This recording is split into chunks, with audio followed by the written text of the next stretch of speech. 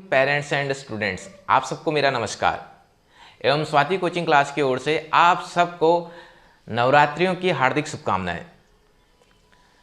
आज की इस वीडियो में मैं आपसे कुछ जनरल इन्फॉर्मेशन और कुछ कॉमनली आस्क्ड क्वेश्चंस हैं जो स्टूडेंट्स और पेरेंट्स ने हमें टेलीफोनिक कन्वर्सेशन के थ्रू या हमारी कोचिंग क्लास में आकर के पूछे हैं, उन सबको शेयर करना चाहूँगा।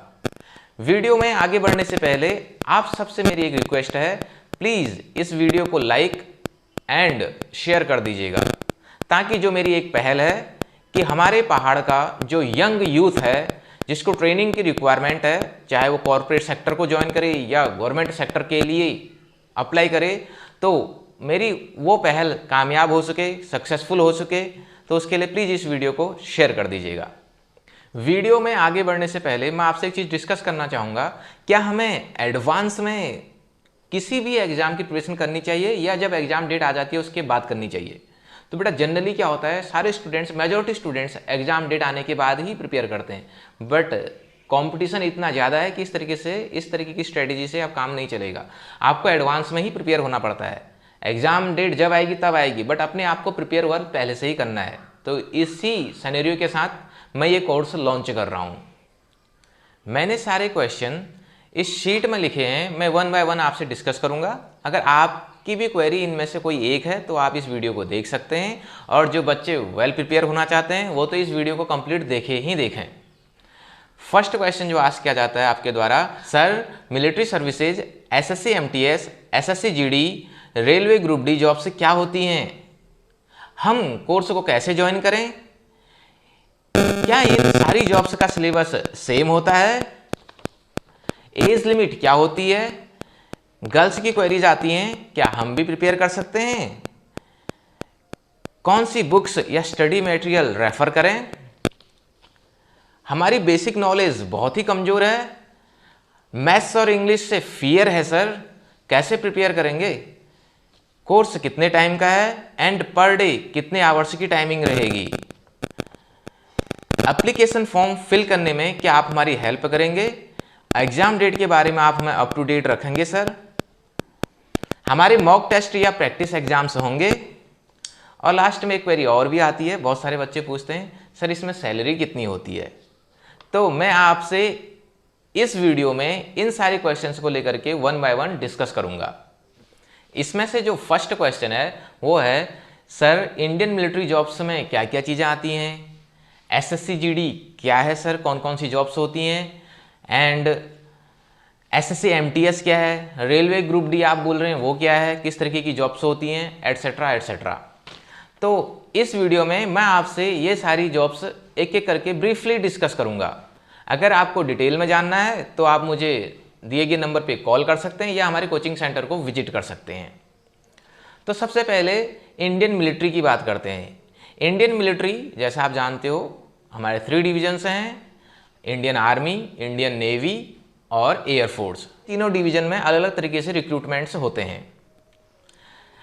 जहाँ पे बात करें हम इंडियन आर्मी की, तो उसमें से मेजॉरिटी ने आपने शायद आर्मी रैलीज में पार्टिसिपेशन लिया होगा। जो अग्निवीर नाम से भी भर्तियाँ हमारी हो रही हैं, जिसमें डिफरेंट रेजिमेंट्स की भर्तियाँ होती हैं। कुछ में आपने सोमनाथ ग्राउंड रानीखेत में पार्टिसिपेशन लिया होगा, कोई अल्मोड़ा गया होगा, कोई हल्द्वानी गया होगा, है ना।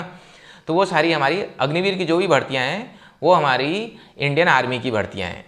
सिमिलरली अगर बात करें इंडियन नेवी की, तो उसमें जो बेसिक एलिमेंट्री लेवल की जो भर्तियां होती हैं 10th पास कैंडिडेट के लिए, वो होती है, एक तो सेलर की जॉब होती है, एक होती है आपकी स्टीवर्ड की, शेफ्स की एंड हाइजीनिस्ट की। इतने तरीके से जॉब्स अवेलेबल रहती हैं, और इसके अलावा भी और बहुत सारी हैं। मैंने आपको कुछ इंपॉर्टेंट बोल रहा हूँ। तो ये इंडियन नेवी की भर्तियाँ हैं। और जहाँ पे बात करें एयरफोर्स की, तो 10th पास कैंडिडेट के लिए ग्रुप वाई में भर्तियाँ होती हैं। तो उसमें आप एज लॉजिस्टिक्स में वर्क कर सकते हैं, अकाउंट्स सेक्शन में वर्क कर सकते हैं, एडमिनिस्ट्रेटिव वर्क कर सकते हैं। ये कुछ एलिमेंट्री लेवल की भर्तियाँ हैं इंडियन मिलिट्री की। अब बात करते हैं एसएससी जीडी की। एसएससी जीडी की भर्तियाँ जो होती हैं वो आपकी होती हैं सीआरपीएफ की, बीएसएफ की, सीआईएसएफ की, आईटीबीपी की, एसएसबी की, एनएसजी की, आसाम राइफल्स की। अब बात करते हैं एसएससी एमटीएस की। एसएससी एमटीएस के थ्रू गवर्नमेंट डिपार्टमेंट्स में, मिनिस्ट्रीज में group C and group D की भर्तियां की जाती हैं। हर साल इसमें हजारों भर्तियां आती हैं। रेलवे की बात करें तो रेलवे में 10th पास कैंडिडेट के लिए RPF constable, railway protection force constable, ticket collector और भी बहुत सारी ग्रुप डी में भर्तियां आती हैं। सेकंड क्वेश्चन आप लोगों का आता है, सर हम इस कोर्स को कैसे ज्वाइन करें? तो बेटा उसके लिए कोई ज़्यादा प्रॉब्लम नहीं है। आप हमारे कोचिंग सेंटर को विजिट कीजिए और 100 रुपीज़ में अपना इनरोलमेंट करके जाइए। आप फर्स्ट वीक, पहले वीक अपनी डेमो क्लासेस लीजिए।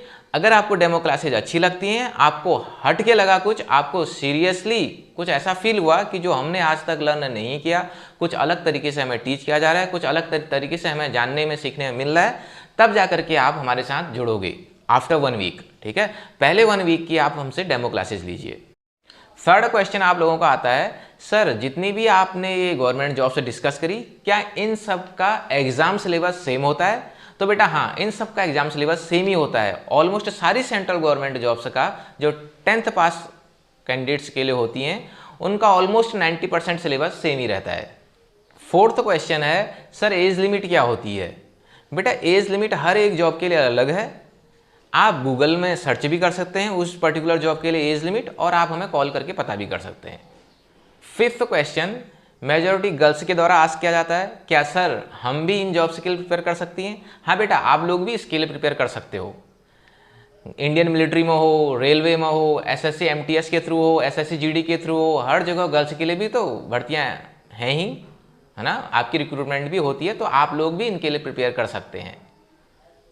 सिक्स्थ क्वेश्चन आस्क किया जाता है, सर हम कौन सी बुक्स को रेफर करें, क्या स्टडी मटेरियल फॉलो करें ताकि हमारा सिलेक्शन श्योर शॉर्ट हो?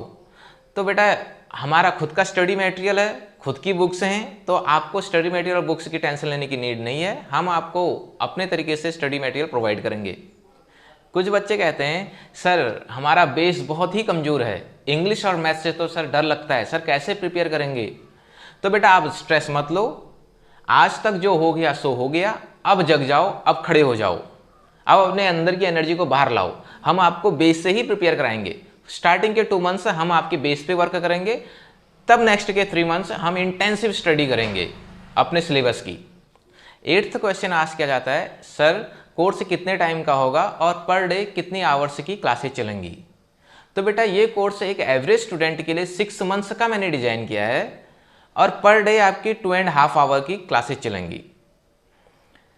6 मंथ्स जो हमने कहा है उसका भी डिवीजन मैंने सब डिवीजन किया है। तो स्टार्टिंग के 2 मंथ्स हम बेसिक पे काम करेंगे और नेक्स्ट 3 मंथ्स हम इंटेंसिव स्टडी करेंगे अपने सिलेबस की, और लास्ट के 1 मंथ में हम मॉक टेस्ट पे काम करेंगे।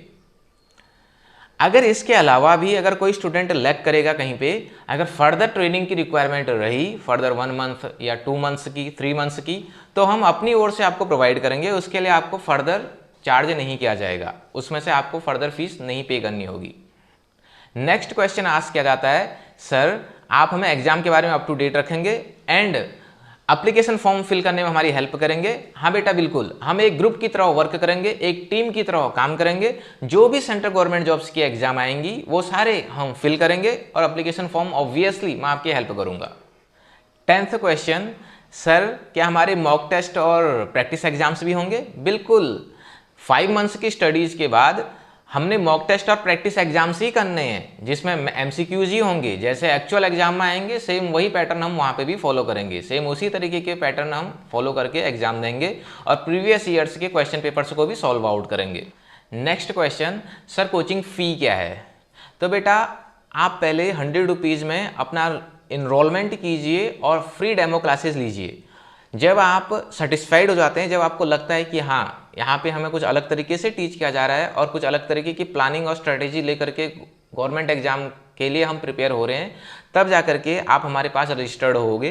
तो इसमें आपकी 1 टाइम पेएबल फ़ी रहेगी 1500 रुपीज़, जो कि आपका हम मॉक टेस्ट करवाएंगे, प्रैक्टिस एग्जाम्स करवाएंगे और हर मंथ के एंड में आपका एक एग्ज़ाम रहेगा।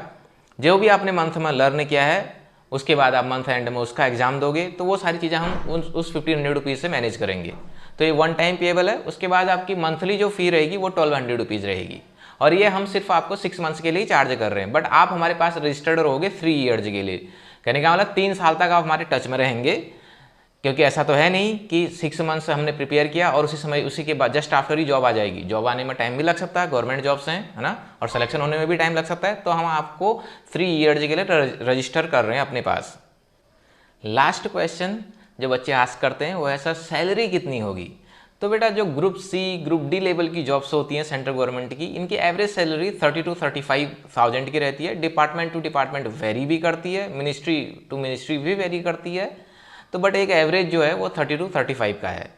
और अदर जो गवर्नमेंट के बेनिफिट्स होते हैं वो तो होते ही हैं।